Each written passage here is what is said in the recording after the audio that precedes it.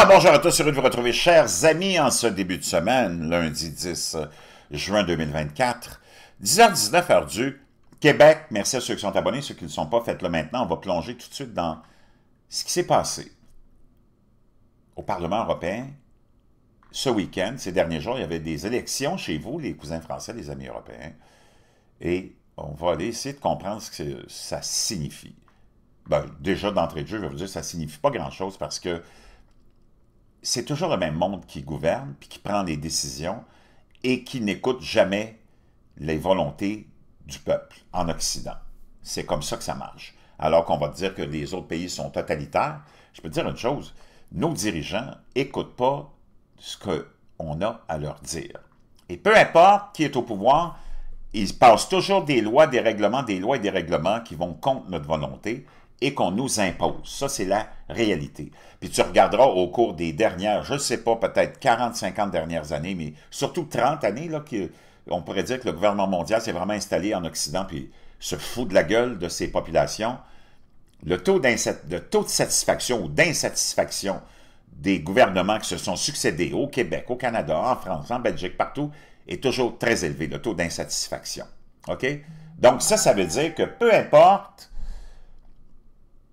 le résultat d'une élection, l'élite, l'État profond, l'État, les vrais boss, t'écoutent pas et passent toujours des lois, des règlements, des impôts et gèrent le pays à leur façon, avec leur idéologie, avec leur plan et frustrent les populations occidentales. Moi, je ne me rappelle pas d'avoir vu un taux de satisfaction élevé dans les 30 dernières années d'un de nos gouvernements.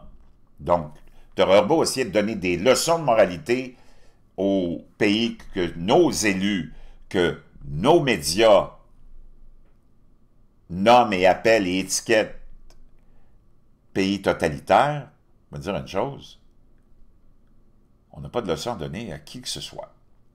La preuve, Emmanuel Macron et son parti qui ont subi une défaite au Parlement européen ce week-end vient d'annoncer la dissolution de l'Assemblée nationale. Parce que le petit bébé, il n'a pas aimé le résultat. C'est la volonté du peuple. C'est le peuple qui a parlé, mais on n'aime pas ça. L'élite occidentale qui nous gouverne déteste que le peuple puisse prendre une décision et voter selon ses convictions. On te démonise depuis des années et des années, on démonise les valeurs que tu voudrais voir appliquées, ce qui fait que tu as de plus en plus de gens qui se disent « Ouais, est-ce que je vais avoir le courage de voter? » Mais de toute façon, il n'y a personne qui représente vraiment tes volontés. Là.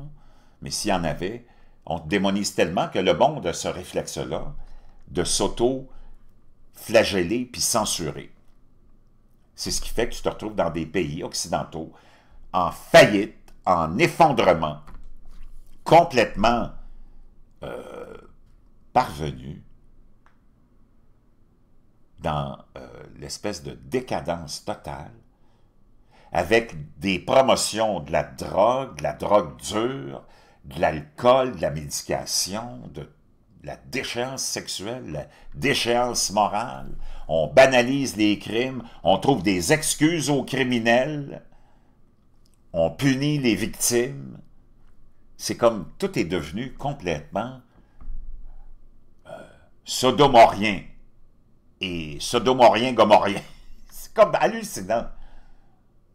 Ça, c'est notre élite qui nous a amenés là, puis qui essaye de...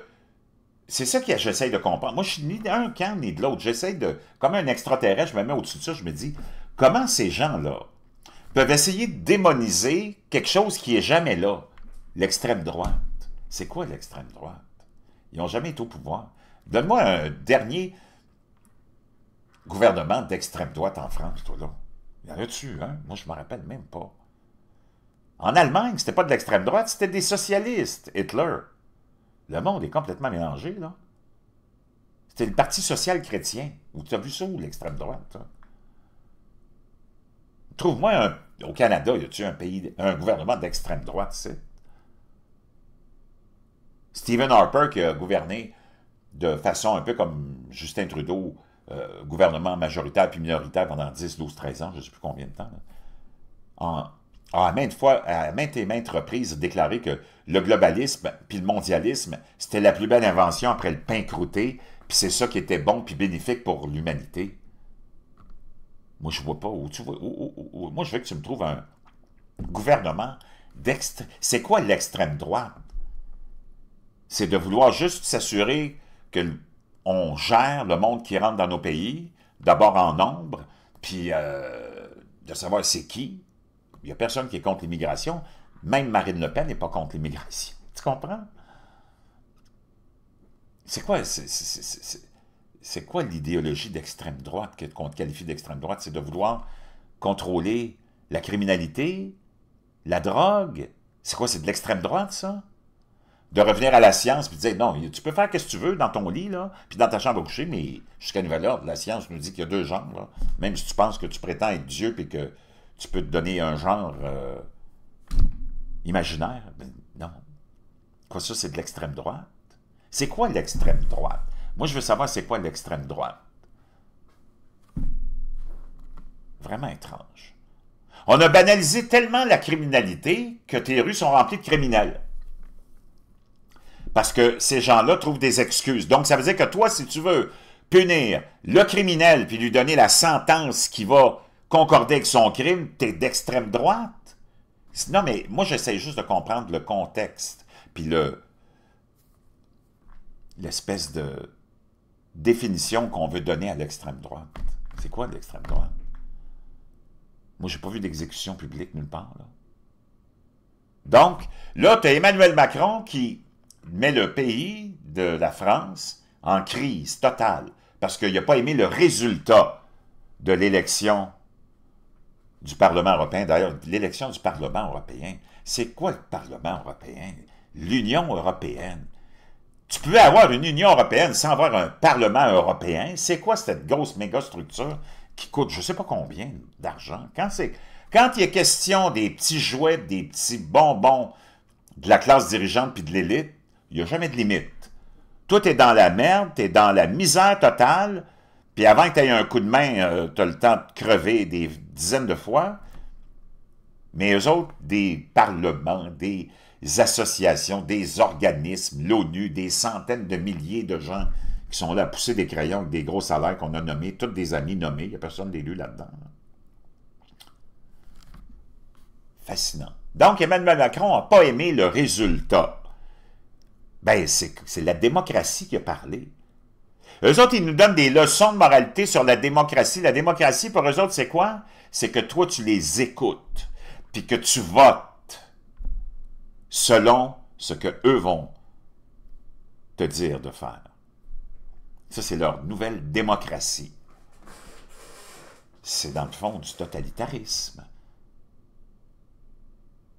Moralisateur hautain, de petits parvenus décadents qui nous gouvernent, qui ne sont pas élus, des gens comme Klaus Schwab, Bill Gates, Bilderberg, puis tous ces gens-là. Les banques. Les banques ont le pouvoir d'imprimer l'argent. C'est eux qui décident des taux d'intérêt, si tu t'en vas en crise économique, en crash, et ainsi de suite. Puis on nous endette parce que tes élus, qui sont les employés des banques, dans le fond. Tes députés, dans le fond, c'est des employés de banque, parce qu'ils travaillent pour les banques. Il y a juste les banques qui font des bonnes affaires. Parce que, as-tu pris connaissance de l'ampleur de la dette du monde? Pas juste de ton pays, du monde, de tous les pays. L'ampleur de la dette face aux banques. Les banques pourraient te donner 0% d'intérêt à toi, le peuple, pour tous tes achats sur carte de crédit, sur hypothèque et ainsi de suite, qui ferait encore des centaines de milliards de quintilliards de dollars de profit. OK? Pose-toi la question. qu'est-ce que sont tes députés? C'est des employés de banque. Ça prendrait 1 minute pour dire aux banques, ça y est, c'est fini, là, parce que là, vous avez eu toute une fête, puis un party, là. Je sais pas comment, pourquoi, et comment ça a pu durer aussi longtemps. Mais nous autres, on travaille vraiment pour le peuple, on représente vraiment le peuple, on va prendre le contrôle d'impression de l'argent. Puis vous autres, vous allez disparaître. Pourquoi ça se fait pas, tu penses? Pose-toi la question. Pourquoi ça se fait pas, tu penses? Nous autres, on veut tous vivre en paix. Pourquoi tu penses que les dirigeants te sèment des conflits partout?